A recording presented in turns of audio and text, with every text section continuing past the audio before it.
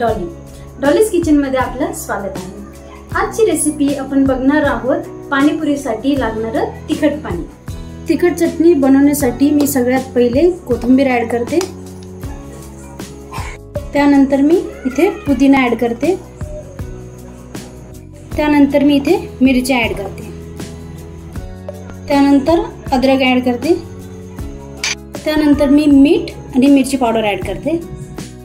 त्यानंतर काळं मीठ आणि जिरं पावडर ऍड करते.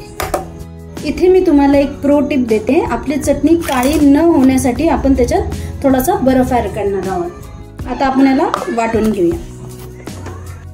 हे बघा, आता आपली चटणी जी आहे रेडी झाली आहे. याचं तिखट पाणी कसं बनवायचं आता मी ते सांगते. तिखट पाणी बनवण्यासाठी आपण जी केलेली पेस्ट आहे ती ऍड करूया पहिले. त्यानंतर मी 1 ग्लास पाणी ऍड करते. त्यानंतर अर्धे लिंबूचा रस ऍड करणार. त्यानंतर इथे मी जलजीरा पावडर ऍड करते. आता आपलं पाणीपुरीचं तिखट पाणी रेडी झाले. ही रेसिपी तुम्ही पाणीपुरीसाठी, भेळसाठी, पापडी चाट, वडापाव, ब्रेड पकोडा कशासोबतही यूज करू शकता. खूप टेस्टी लागते.